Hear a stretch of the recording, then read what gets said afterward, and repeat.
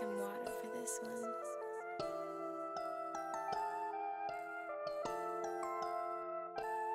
Are you ready to get started? Yeah, let's do it. Let's do it. Yeah, so tell us a little bit about yourself. Who is Kajun Waters?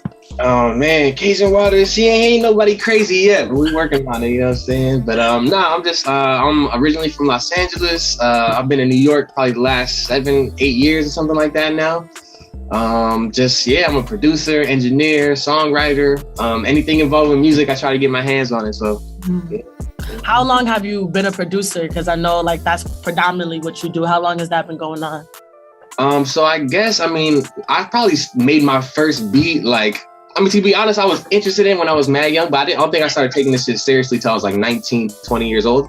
Gotcha. And I'm 25 now. So it's been maybe 5-6 years of really trying to do this every day and thinking that as a career, as opposed to in high school. And it was just just a little thought, my homies, stuff like that. So, but yeah, I say maybe the last 5 or 6 years really trying to make it serious. So. That's dope. So as far as being a producer, because I feel like a lot of people think it's just you make a beat, you throw it at an artist, and you wait for something special to happen. So what does it take to be a producer? What are the important roles that a producer plays, whether in the studio, on stage? What is the role that you have to play outside of just making the beats?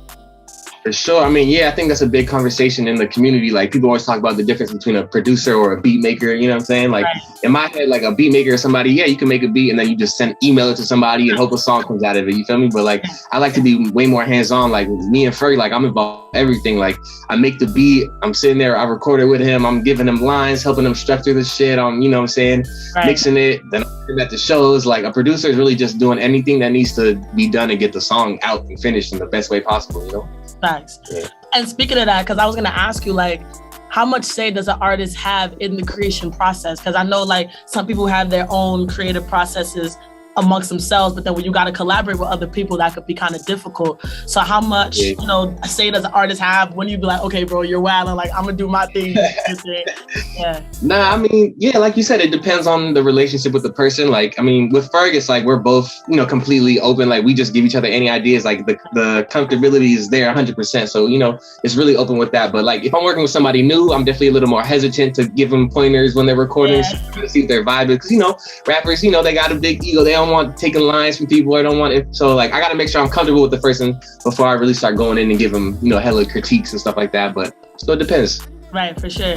And when you're making these things, when you're having these processes, what does your creative process look like? And how long would you say your process is? When you step in the booth, when you step in the stew, what do you do? Man, it's hard. It's hard to pinpoint it. It's probably different every time. If I'm in by myself, it's usually just trying to find a melody, make a melody I'm enjoying, or find some little piece of a idea I can get a beat from. It might be, usually I start with melodies. It's kind of hard for me to start with jumps first, but to be honest, it depends on the day. If I'm in here with Ferg, he might give me an idea. He'll tell me oh, I need something that sounds like this. And I'm all right, cool. That's a good starting point to jump, somewhere for me to jump off from. But yeah, I don't know. It's different. I think it's different every day. Got you. And speaking of that, because it's because you said you start with melodies and stuff like that. If I'm not mistaken, Ferg told me you were classically trained.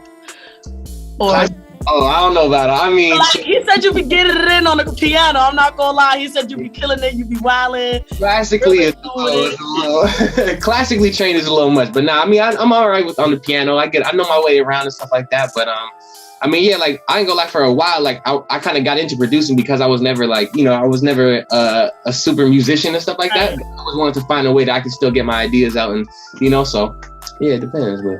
So speaking growing up, right? Everyone has the music that they grow up listening to in their house, and it always impacts them as an artist or whatever they do. What are some things you grew up listening to, and how does that impact the beats that you make and the way that you make music? Man, things the first things I remember growing up on, my household, it was super R&B and old school hip hop. I remember probably the first couple pieces of music I ever remember hearing in general was probably D'Angelo and Tribe Called Quest, stuff like that. You feel me? I remember being in the backseat of my mom's car and just hearing those songs, and they put me to this day. You know what I mean? For sure. So, and not to say I'm not necessarily making music like that today. You know what I mean? But those are still the influences that got me into I want to be in this industry. It's that's the music that makes me happy. Right. So,